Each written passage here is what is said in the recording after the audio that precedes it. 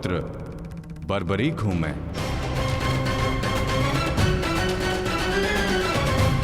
इसकी मार से जो चिन्ह मेरे शरीर पर पड़े हैं, इसका अर्थ तुम समझते हो अर्जुन?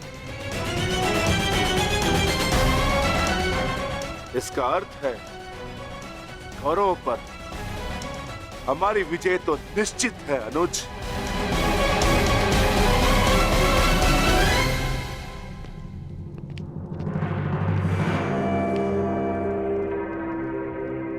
बार्बरिक बल और युद्ध कौशल दोनों में सर्वश्रेष्ठ है। इस महायुद्ध में इसका सामना कोई नहीं कर पाएगा और मुझे विश्वास है कि बार्बरिक अकेला ही इस महायुद्ध को समाप्त करने में सक्षम है। तो ये तो बहुत प्रसन्नता की बात हुई।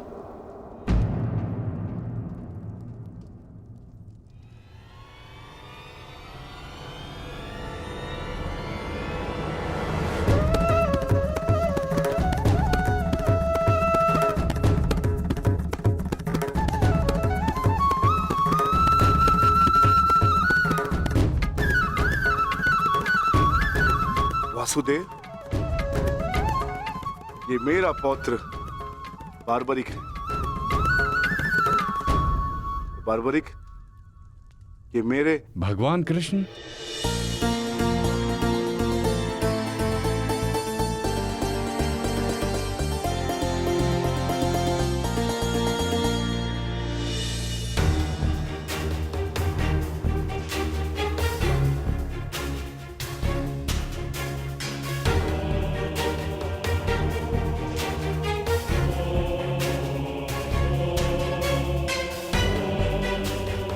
बचपन से आपकी कथाएं सुनकर ही बड़ा हुआ हूं प्रभु। आप मेरे स्वप्न में आते थे। मैंने देखा कि आप ही मेरे मुक्ति मार्गदर्शक हैं।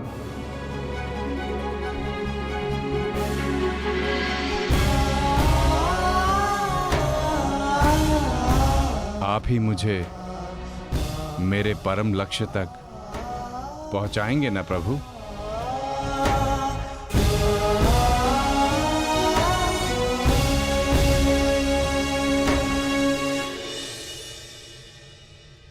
तो तुम्हें लगता है बर्बरीक कि तुम स्वयं ही अकेले इस युद्ध को समाप्त कर सकते हो? आप आदेश दें तो। और ऐसा करने के लिए तुम्हें कितना समय चाहिए बर्बरीक? आप सब बताएं कि आपके अनुमान से कितना समय लगना चाहिए? जो भीम ने बताया उसके अनुसार 1 माह, 1 पखवाड़े में भी हो सकता है, 2 दिन। नहीं, केवल 1 दिन।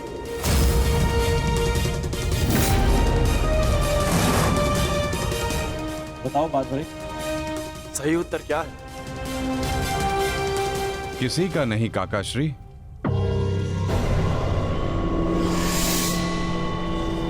तो बताओ बर्बरीक,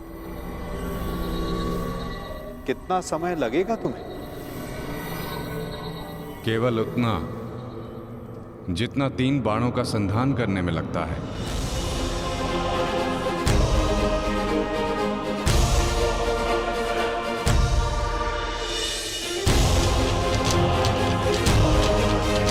इन 3 बाणों की सहायता से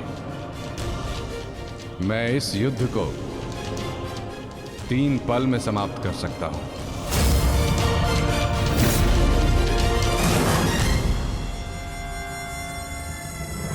चाहे जितने भी शत्रु मेरे समक्ष हों, इन 3 बाणों से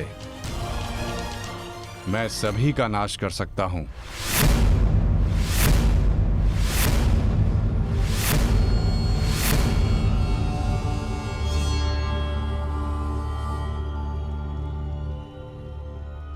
मैं केवल कथनी पर विश्वास नहीं करता बर्बरीक, मुझे करनी का प्रमाण चाहिए। दे सकते हो? तुम राधे नहीं कुंती पुत्र हो। स्वयं सूर्य नारायण के अंश हो तुम कर्ण। जब तुम्हारा जन्म हुआ मैं अविवाहित थी पुत्र, क्या करती मैं, मुझे तुम्हें त्यागना पड़ा। क्रोध, अशांति, पीड़ा ध्यान केंद्र में सबसे बड़ी बाधा है। अपने क्रोध को, अपनी अशांति को, अपनी पीड़ा को शस्त्र बनाकर इसका उपयोग करो कर्ण, उपयोग करो।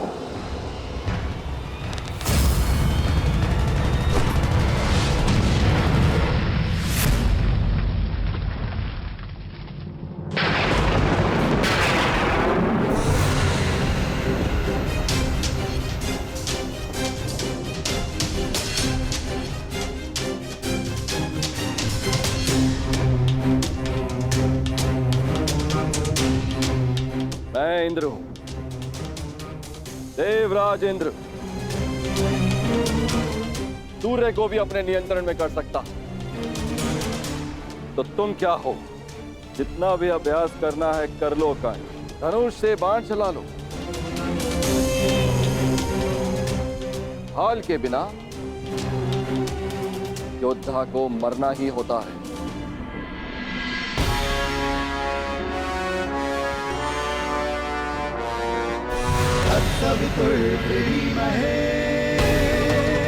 ये आपकी भूल है इंद्रदेव। यदि आप अपने पुत्र का प्रहार बन सकते हैं तो मैं भी अपने पुत्र की ढाल बन सकता हूं। मेरे मार्ग में बाधा मत बनिए सूर्यदेव। जितना प्रयास करना है कर लीजिए, परंतु इस दानवीर कर्ण को कोई नहीं बचा सकता। आप करना क्या चाहते हैं इंद्रदेव? वही जो मैं सदा से करता आया हूं, अपने शत्रु की दुर्बलता से लाभ उठाना।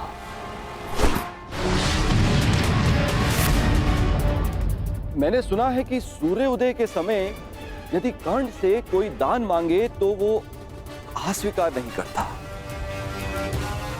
मांगने वाले को निराश नहीं करता, दान अवश्य देता है। अर्थात कर्ण की दुर्बलता उसकी दान वीरता है और उसकी शक्ति वो कवच और कुंडल, तो जन्म से ही उसके लिए आपका आशीर्वाद है। जब एक ब्राह्मण दान में उससे वो कवच कुंडल मांगने जाएगा तो इस संसार को पता चलेगा कितना महान है ये सूर्य पुत्र कर्ण। यदि दान दिया तो मेरे पुत्र अर्जुन के हाथों अपने प्राण खोएगा, और यदि नहीं दिया तो मेरे हाथों सम्मान। सूर्यदेव, इन दोनों ही परिस्थितियों में विजय तो देवराज इंद्र की ही होनी है।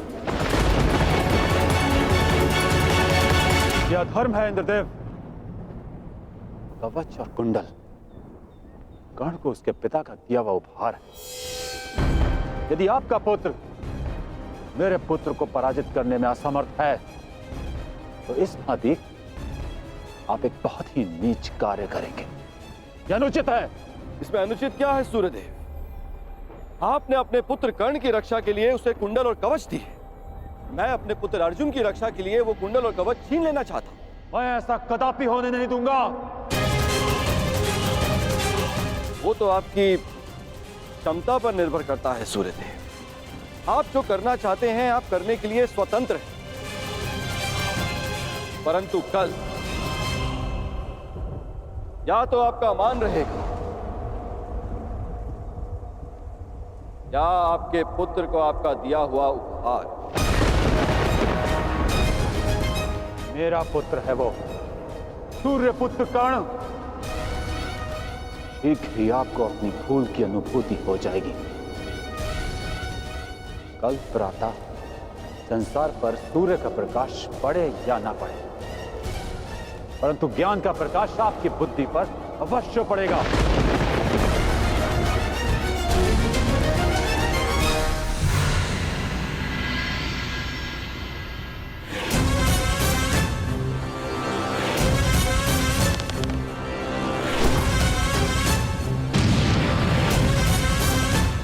किसी कर्ण ने कहा था,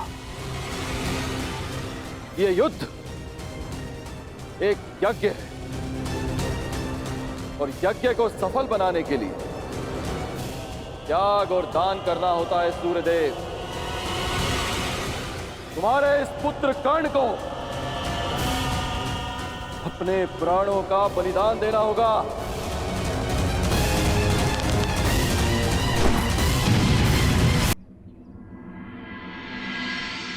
मुझे ये बाण मेरी आराध्य देवी ने दिए हैं प्रभु। इन बाणों के लक्ष्य पर जो शत्रु होगा उन सभी का नाश हो जाएगा प्रभु। परंतु इतने भीषण युद्ध में तुम अपने शत्रुओं को पहचानोगे कैसे बारबरीक? सभी शत्रुओं पर लक्ष्य साधना इतना सरल कार्य नहीं। यदि तुमने अपने इन बाणों का संधान किया तो तुम्हारे मित्र भी मारे जा सकते हैं,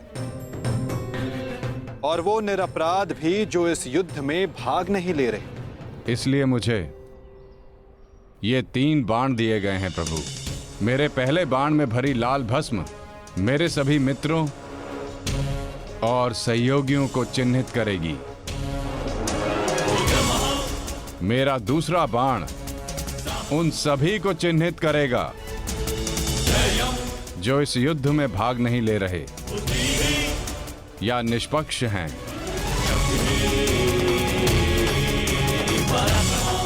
और ये तीसरा बाण एक क्षण में उन सभी का अंत कर देगा जिन्हें मैंने चिन्हित नहीं किया, अर्थात मेरे शत्रुओं का नाश। असंभव, मैं नहीं स्वीकारता। प्रत्यक्ष को प्रमाण की आवश्यकता नहीं है माधव। मैं यहां हूं, आप यहां हैं, और मेरे बाण भी। आप चाहें तो मेरा परीक्षण यहीं ले सकते हैं। बस लक्ष्य बताएं। तो ठीक है बारबरीक, लक्ष्य भी तुम्हारे समक्ष प्रस्तुत है। इस वृक्ष को देख रहे हो? इस वृक्ष के सभी सूखे पत्तों को अपना लक्ष्य बनाओ। परंतु स्मरण रखना बारबरीक, इस वृक्ष का कोई भी हरा पत्ता या कोई भी अध सूखे पत्ते का लक्ष्य भेदन नहीं होना चाहिए। स्वीकार है? आदेश का पालन होगा।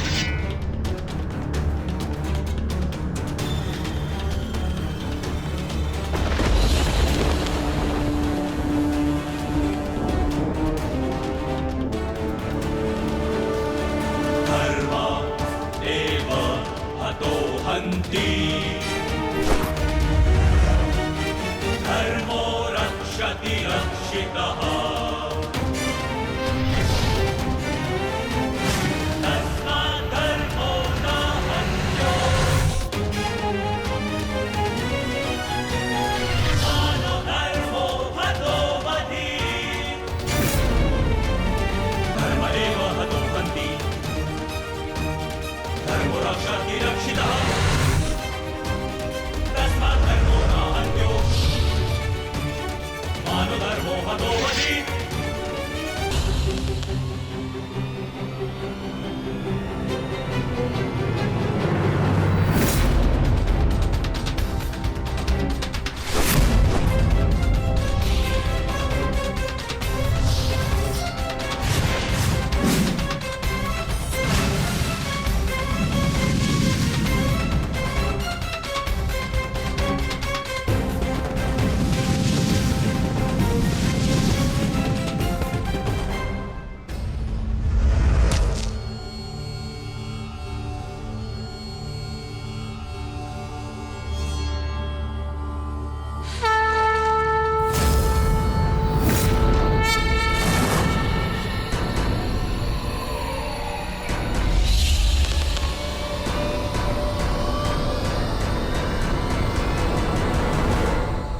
सभी अनचिन्हित पत्रों का लक्ष्य भेद हो।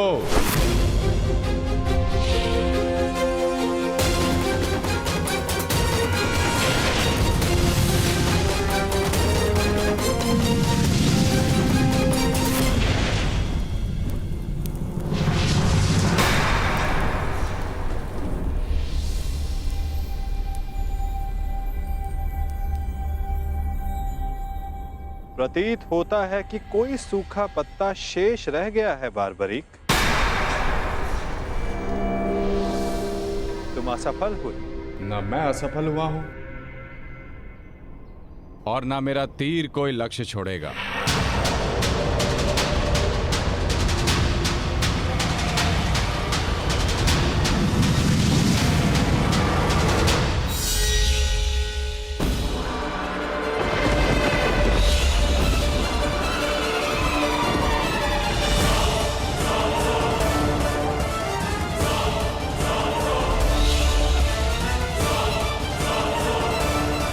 आपके चरण मेरे बाण के लक्ष्य के मध्य में आ रहे हैं प्रभु।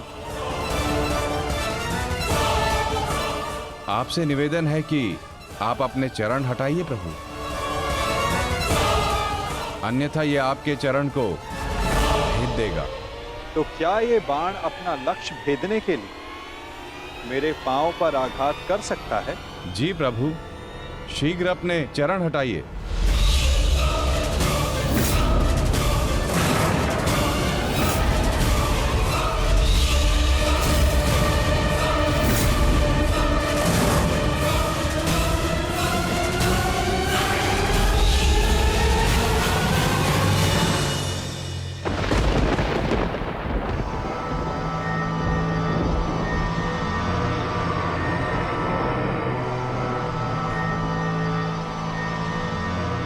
ये क्या किया वासुदेव?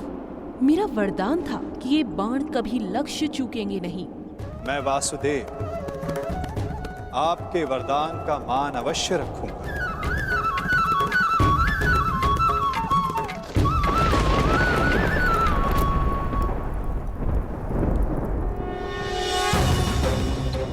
देवी, आपका ये बाण मेरा चरण भेद नहीं पाया, परंतु अब से मेरे शरीर का ये भाग सबसे दुर्बल होगा।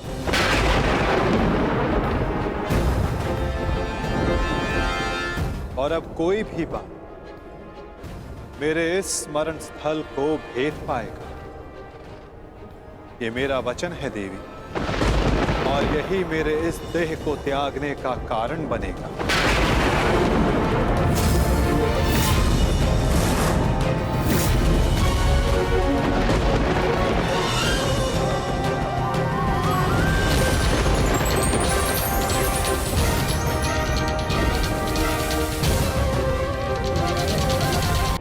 मेरे इस स्मरण स्थल को भेद पाएगा। ये मेरा वचन है देवी, और यही मेरे इस देह को त्यागने का कारण बनेगा।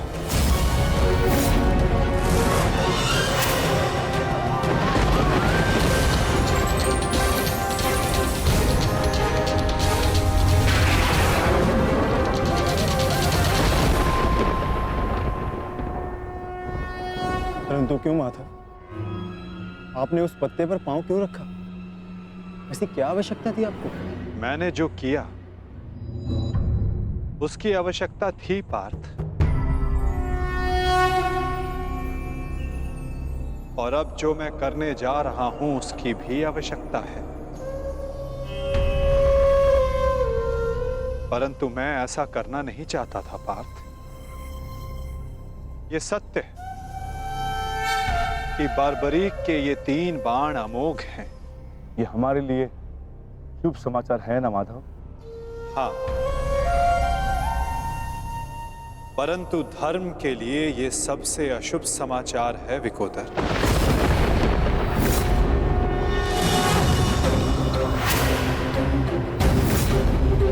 ये युद्ध केवल कौरवों और पांडवों के मध्य नहीं है।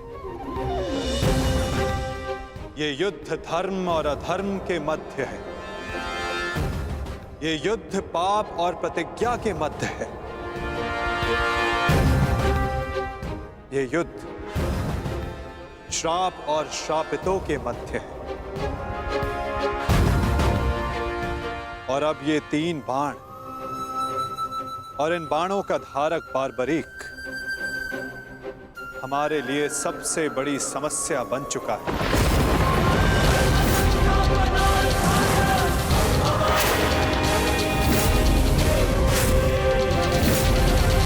इसी कारण बारबरीक का अंत अब अनिवार्य है।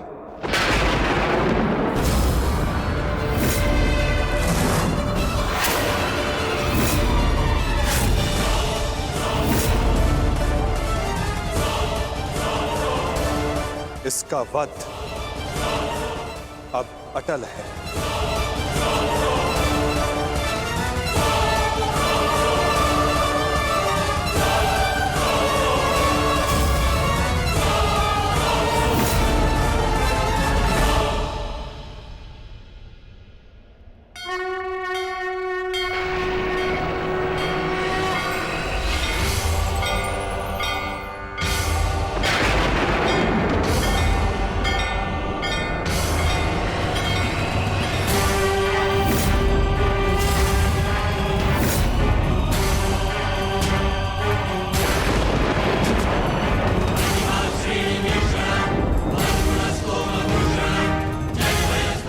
नहीं, नहीं वासुदेव, मेरे जीवित रहते मैं ऐसा नहीं होने दूंगा। सुदर्शन चक्र को बारबरी तक पहुंचने से पहले मेरे मस्तक से होकर जाना होगा। यही नियति है भीम, और तुम ये भली भांति जानते हो। बारबरीक का अंत अब अनिवार्य है, अन्यथा युद्ध में सबका विनाश निश्चित है। मेरे पास अब और कोई विकल्प शेष नहीं।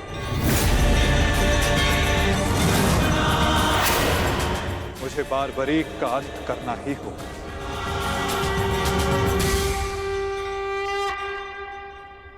किंतु माता, इसका कोई समाधान तो निकल ही सकता है ना। हम बारबरीक को युद्ध से दूर भी तो रख सकते हैं।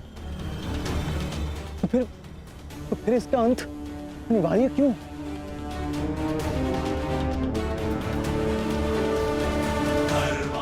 मैं अपने पुत्र को इसी क्षण जाने का आदेश दे दूंगा। मेरी आपसे विनती है प्रभु, मेरे पुत्र को उस कर्म का दंड मत दीजिए जो उसने अभी तक किया ही नहीं। मेरे पुत्र पर सुदर्शन चक्र का प्रयोग ना करे वासुदेव, मेरी विनती है आपसे।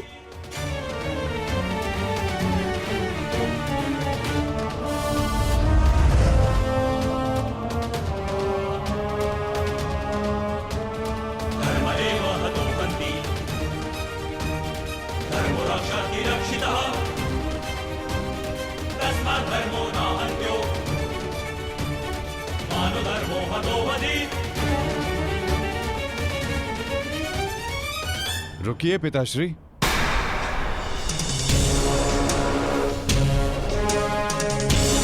मैं यहां खाली हाथ लौटने नहीं आया था पिताश्री, मुझे इस युद्ध में भाग लेना ही है। मौन रहो तुम, तुम्हें अनुमान भी है तुम क्या बोल रहे हो? कदाचित मैं दृष्टा कर रहा हूं पिताश्री, परंतु मैं एक योद्धा भी हूं, और एक सच्चा योद्धा युद्ध भूमि से विजय प्राप्त करके लौटता है या वीर गति पाकर।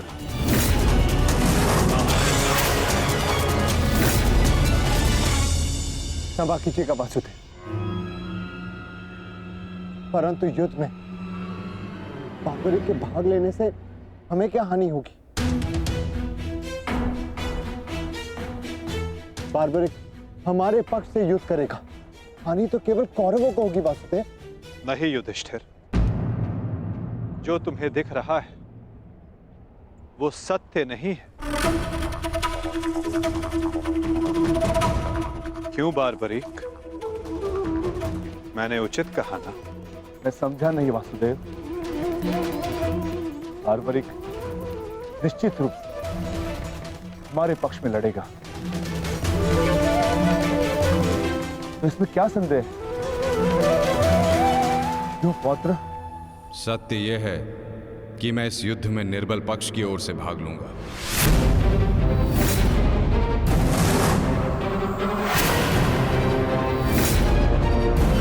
माता के समक्ष स्वयं को वचन दिया है मैंने।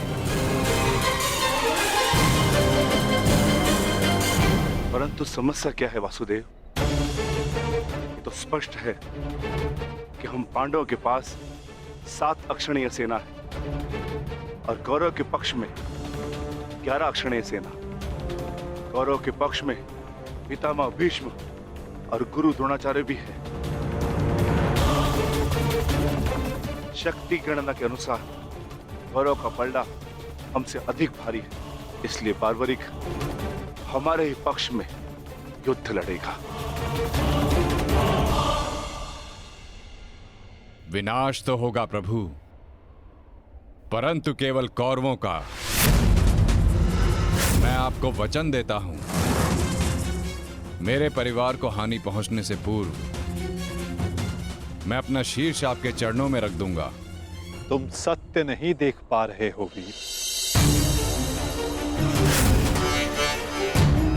तुम जानना चाहते हो बार्बरी, यदि तुमने इस युद्ध में भाग लिया तो क्या होगा?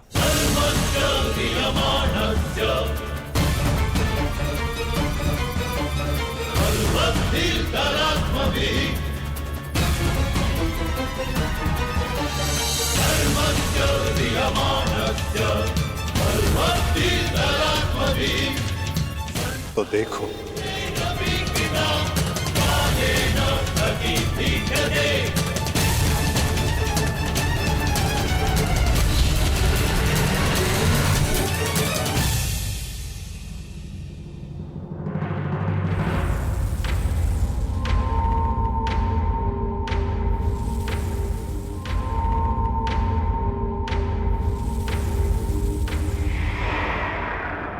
तुम्हारा स्वयं को दिया गया वचन इस युद्ध को किसी भी दिशा में जाने नहीं देगा बार्बरी। इस युद्ध का संतुलन बिगाड़ देगा। तुम निश्चित रूप से आरंभ में पांडवों के पक्ष में रहोगे, क्योंकि आरंभ में पांडव कौरवों से निर्बल होंगे, परंतु शीघ्र ही ये परिस्थिति बदल जाएगी बार्बरीक।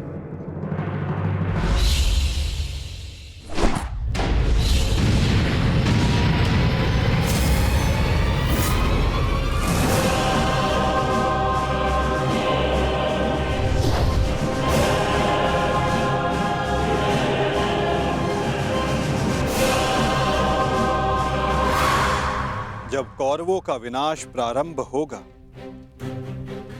तो शीघ्र ही पांडवों का पलड़ा कौरवों से अधिक भारी हो जाएगा और तुम अपने वचन के कारण संतुलन बनाए रखने के लिए अपना पक्ष छोड़कर कौरवों के पक्ष में चले जाओगे और उसके पश्चात तुम पांडवों पर प्रहार करने लगोगे। और इसी कारण इस युद्ध का संतुलन बिगड़ जाएगा।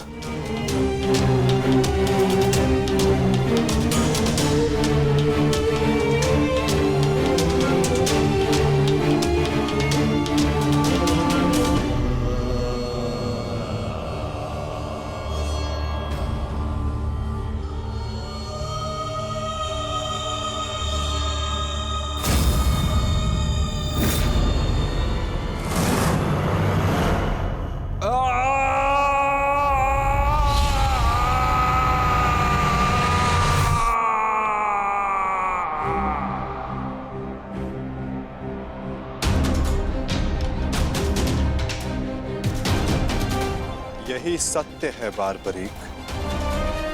यदि तुम इस युद्ध में हुए तो यही होगा।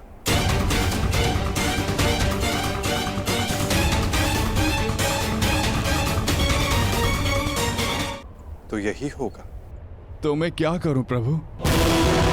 संसार का हर योद्धा अपना युद्ध चुनता है, क्या मुझे ये युद्ध चुनने का अधिकार नहीं? योद्धा कभी अपना युद्ध नहीं चुनता बार्बरीक।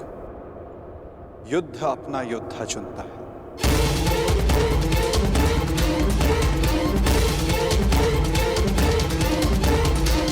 तो आदेश दें प्रभु, मुझे क्या करना है? ये युद्ध एक यज्ञ है बारबरीक, और तुम्हें त्याग और बलिदान देना होगा, स्वयं के प्राणों का दान।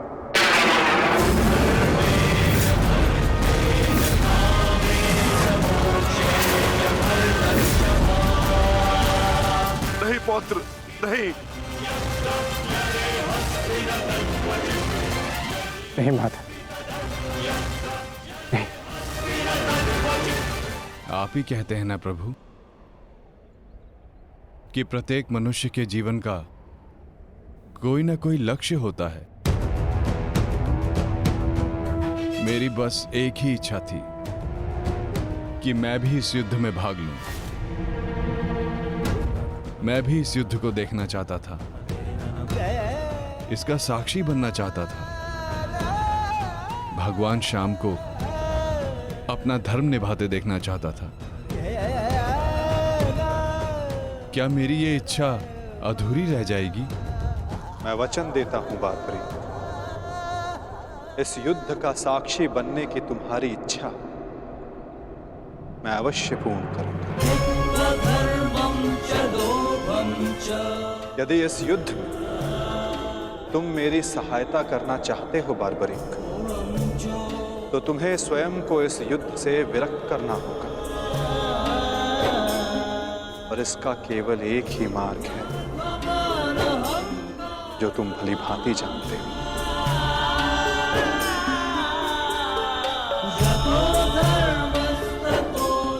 मैं समझ गया प्रभु।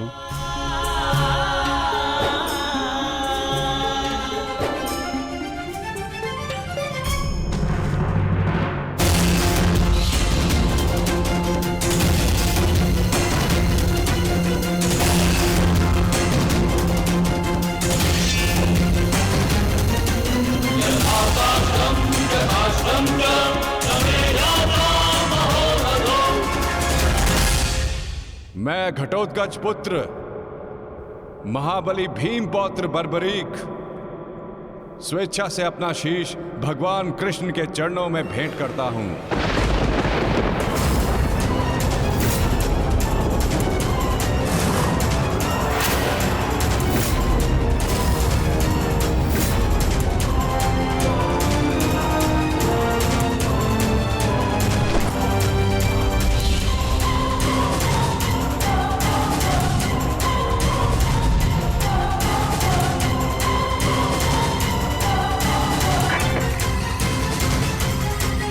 भगवान श्याम की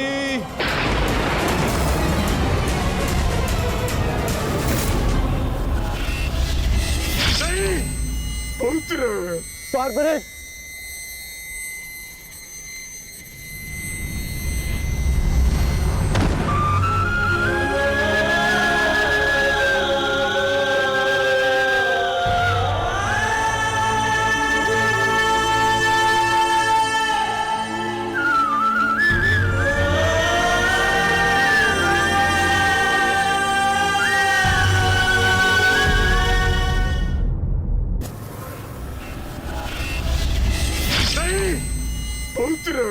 बारबरीक,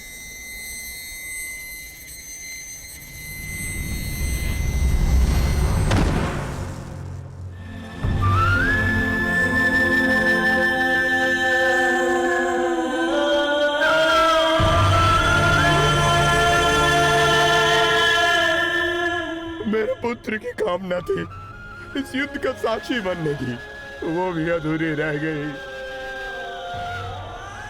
उससे स्वयं के साथ भी अपनी अंतिम कामना का भी अंत कर लिया।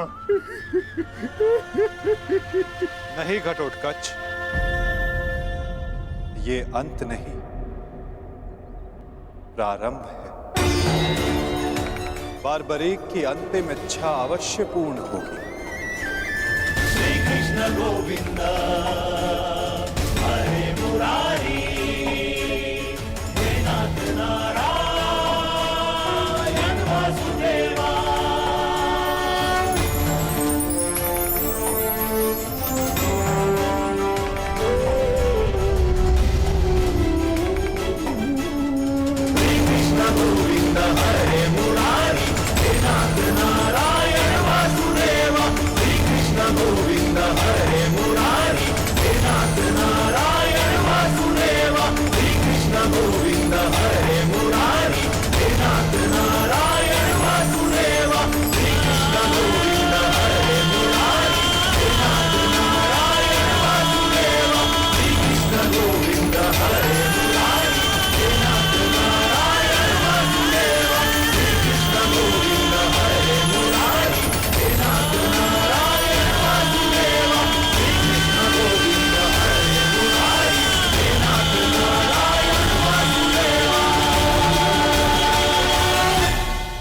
बर्बरीक इस महाभारत का एक महत्वपूर्ण कार्य पूर्ण करेगा। बर्बरीक का ये त्याग, ये बलिदान व्यर्थ नहीं जाएगा। तुम सदैव अपने साहस, बुद्धिमता, इस महायुद्ध के, इस महाभारत के एकमात्र साक्षी के रूप में जाने जाओगे बारबरीक। संसार तुम ही से जानेगा कि इस महायुद्ध में जो कुछ भी हुआ धर्म के अनुसार हुआ, और इस संसार के अंत तक तुम इस धर्म युद्ध के साक्षी रहोगे बारबरीक। तुम्हारे इस निस्वार्थ बलिदान के लिए तुम्हें सदा आदर दिया जाएगा बारबरीक, और तुम्हारी खाटू श्याम के नाम से पूजा की जाएगी।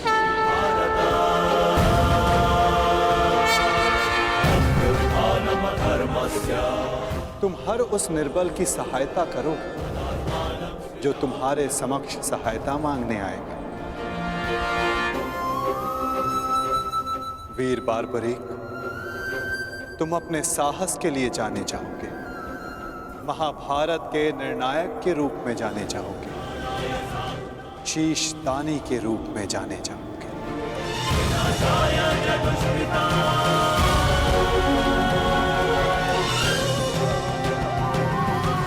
इस युद्ध रूपी यज्ञ में यही नियति है विजय की। विजय बलिदान मांगती है, विजय दान मांगती है। दानी बारबरीक, तुम सदा अमर रहोगे।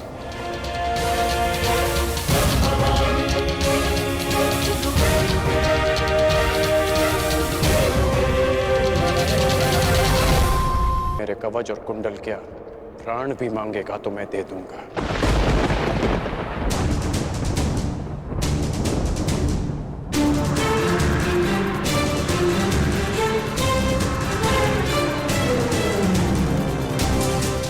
नहीं पिताश्री, मैं आपको ऐसा नहीं करने दूंगा, चाहे कुछ भी हो जाए। मेरे मार्ग से हटो, मेरे मार्ग से हटो और मुझे मेरा धर्म निभाने दो।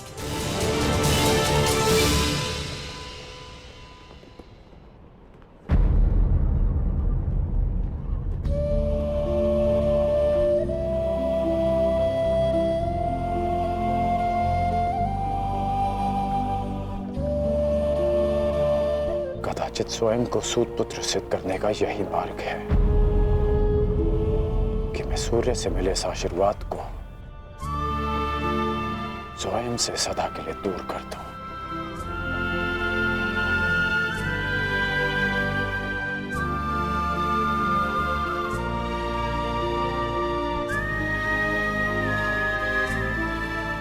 पिताश्री, परंतु सूर्यदेव तो अभी तक उदित भी नहीं हुए। सूर्य देखे बिना उन्हें अर्घ कैसे देंगे पिताश्री?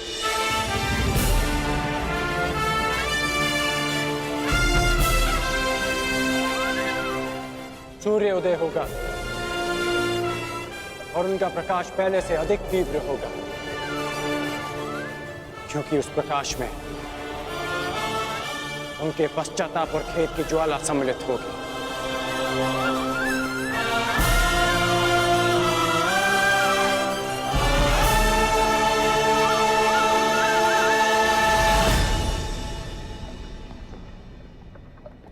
पश्चाताप तो मुझे भी है पिताश्री कि मैं आपको कभी ठीक से समझ ही नहीं पाया।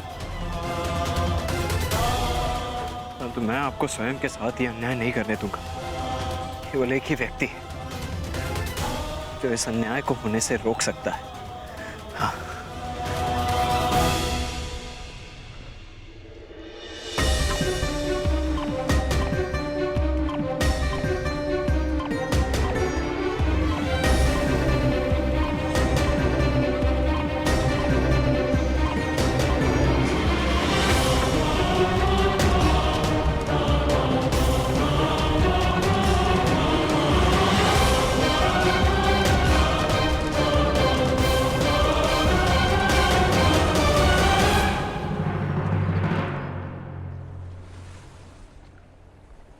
सूर्यदेव, ये एक पिता का धर्म होता है कि वो अपने पुत्र को उचित मार्ग दिखाए। क्या अब एक पुत्र अपने पिता को मार्ग दिखाएगा? अपने पुत्र मोह में अपने कर्तव्य से मुंह मत मोड़िए। प्रकट होइए सूर्यदेव, प्रकट होइए सूर्यदेव, प्रकट होइए सूर्यदेव, प्रकट होइए सूर्यदेव, प्रकट होइए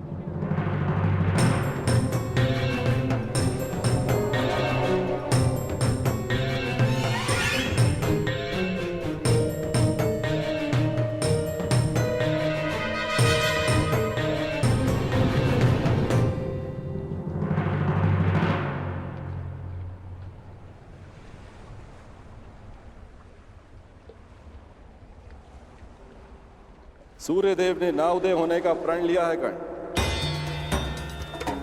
सूर्य उदय की प्रतीक्षा कर कर अपना समय व्यर्थ कर रहे हो कर्ण। सूर्यदेव अपना उत्तरदायित्व भूल चुके हैं। प्रकृति निर्मोही है और उसका संबंध केवल अपने कर्तव्य से है, और स्वयं सूर्यदेव भी इस प्रकृति का महत्वपूर्ण भाग है।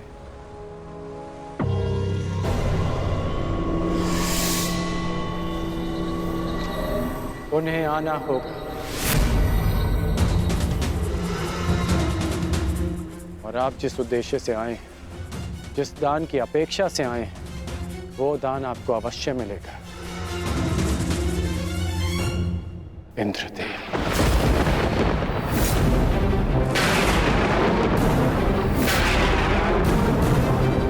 आपने एक भिक्षुक की मर्यादा का उल्लंघन किया है। अपने वास्तविक रूप में आइए इंद्रदेव।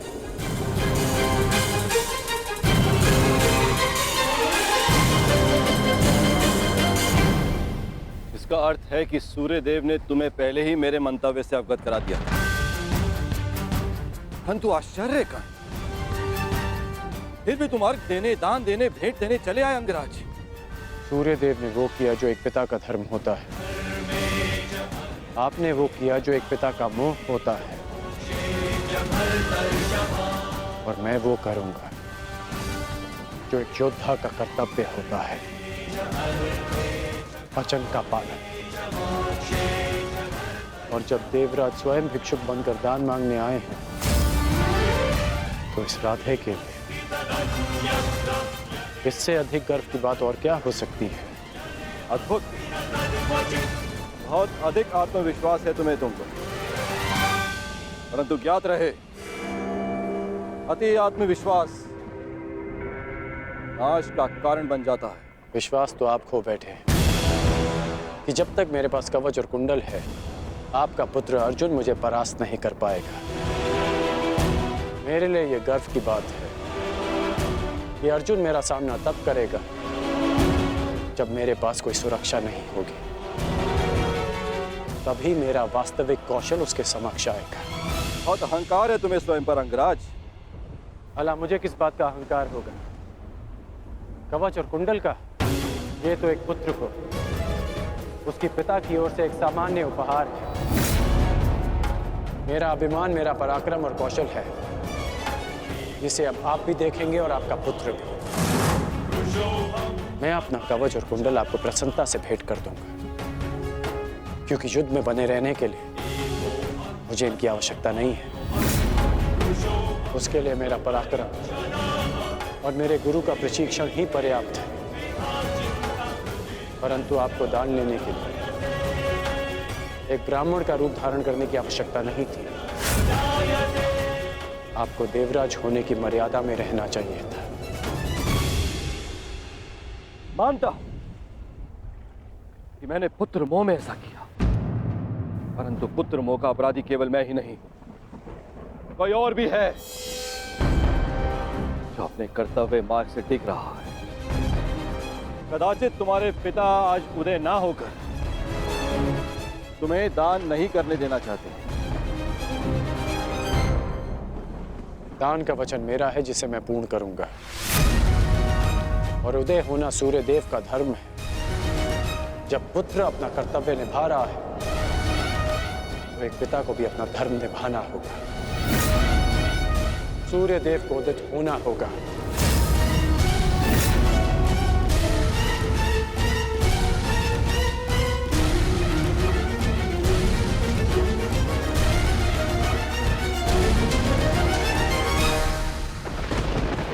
इस संसार को प्रकाश का दान देने का समय आ गया है। पिता वो होता है जो जीवन देता है।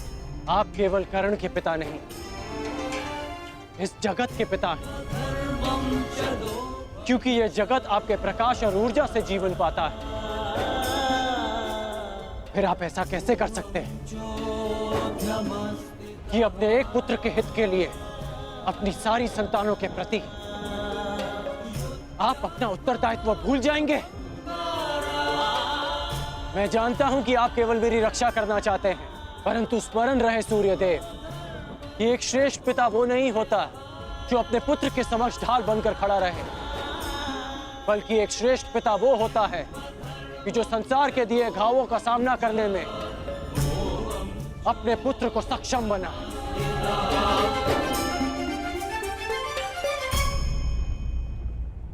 अवसर की प्रतीक्षा अवसरवादी करते हैं, छल करके अपना मंतव्य पूर्ण करते हैं।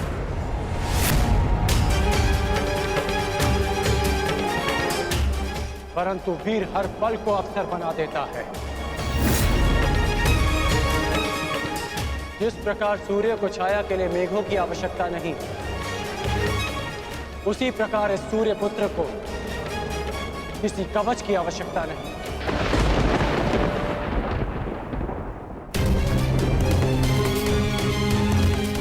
आपने अपना कर्म किया, अब मुझे मेरा धर्म निभाने दीजिए।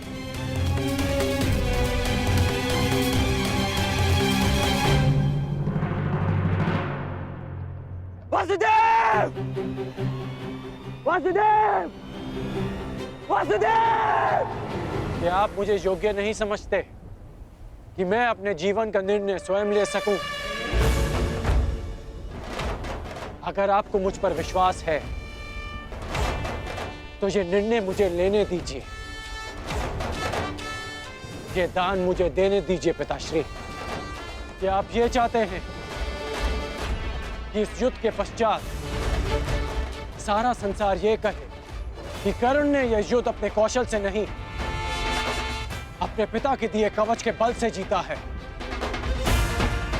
मेरा विश्वास कीजिए कि इस युद्ध को जीतने के लिए मेरे साथ जो अन्याय हुआ है और जो परिवर्तन मैं चाहता हूं, वो ही पर्याप्त है। मेरा विश्वास कीजिए कि मुझे ये दान देने में कोई खेद नहीं रहेगा। आपको आपके पुत्र के इस दान पर गर्व होगा। जागिए पिताश्री, जागिए! इस संसार के सामने इस दान का साक्षी बनिए।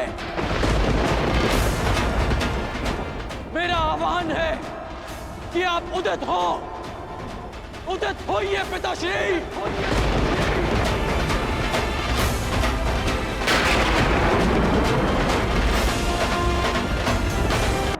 कि आप उदित हो, उदित होइए पिताश्री।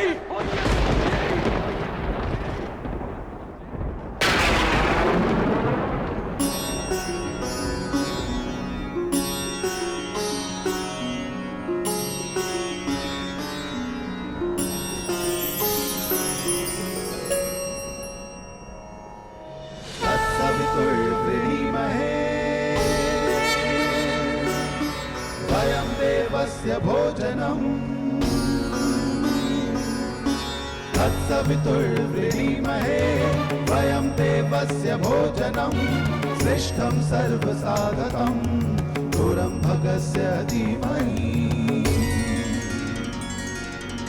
विश्वानि देव सवितर्दुरितानि परशुवा विश्वानि देव सवितर्दुरितानि परशुवा यदा भद्रं तन्ना आसुवा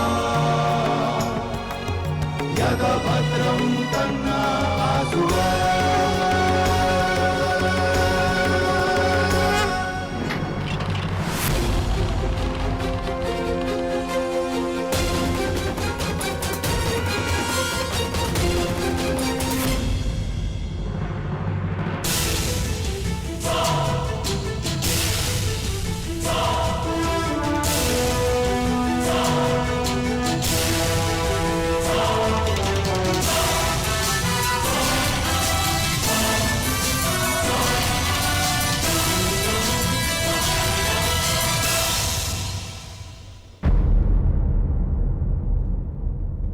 वासुदेव!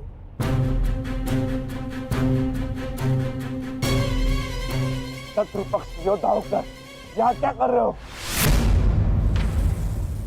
मैं तुम्हें अभी यही समाप्त कर दूंगा। शांत विकोदर।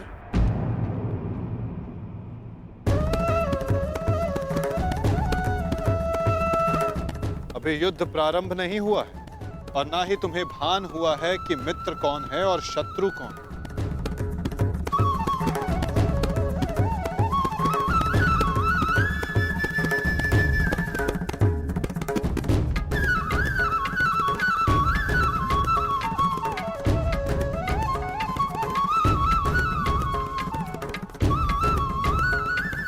मेरे साथ आओ वृषसेन।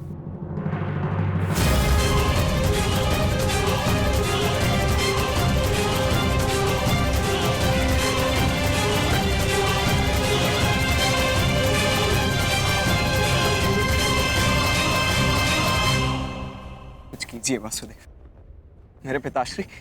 मुझे सब ज्ञात है वत्स। अभी कुछ क्षण पूर्व इंद्रदेव मुझसे भेंट करके गए हैं।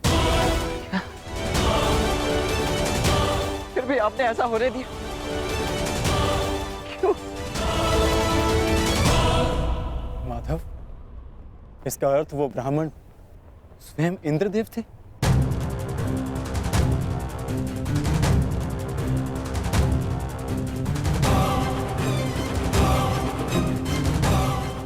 नहीं, वो देवता नहीं, केवल एक पिता थे। इसीलिए देव होकर भी वो कर्म करने जा रहे हैं जो राक्षसों को भी शोभा नहीं देता। परंतु आप कुछ कीजिए वासुदेव। इंद्रदेव आज मेरे पिताश्री से दान में उनके कवच और कुंडल मांगने वाले।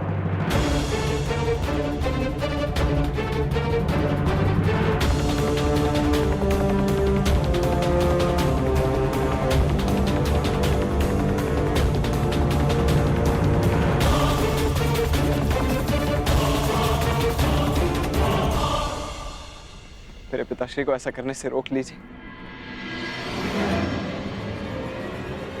उनकी रक्षा कीजिए।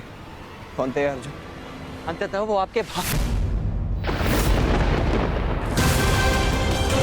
क्या कवच छीनकर उनसे युद्ध जीतना चाहते हैं आप?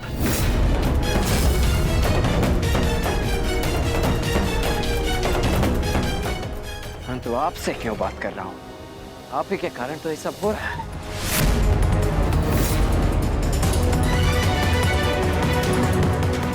मैं भूल कैसे गया कि इंद्रदेव स्वयं आपके पिता हैं।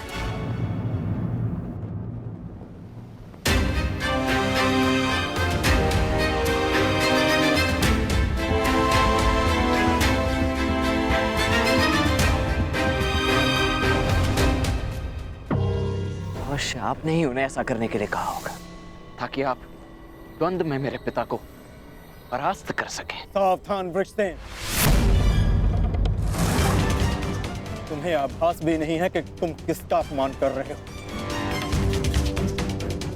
क्षमा करता हूं तुम्हें, इसलिए कि तुम हमारे शिविर में आए हो। अन्यथा इस दुस्साहस का मूल्य तुम्हें तुम्हारे प्राण देकर चुकाना पड़ता। स्मरण रखना कि मैं कौरवों की भांति छल में विश्वास नहीं रखता। मैं ऐसी कुछ नीति नहीं अपनाऊंगा। पिता की संपत्ति यदि पुत्र भोग सकता है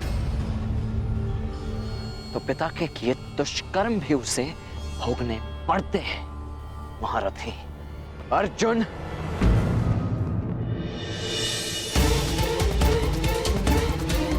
ये उचित नहीं हो रहा है माता। देवराज को ऐसा नहीं करना चाहिए था।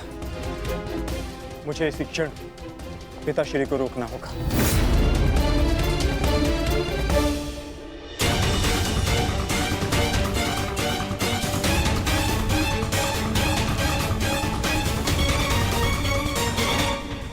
कहिए इंद्रदेव, क्या दान मांगने आए हैं आप?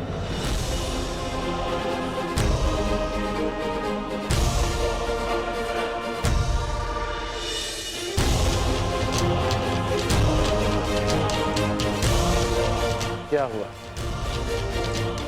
यदि आप याचक बनकर आ ही गए तो दान मांगने में संकोच कैसा? कहिए, क्या इच्छा है आपकी? ए दानवीर कर्ण, मैं दान में तुम्हारे कवच और कुंडल मांगता हूं।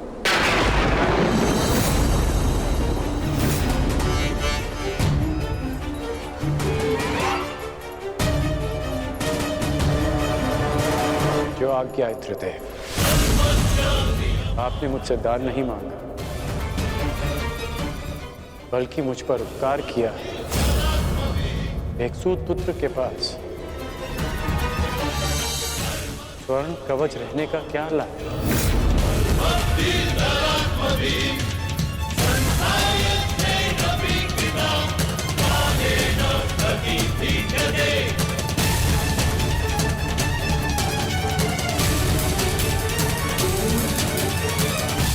मैं आपका दान पूर्ण करने का वचन देता हूं।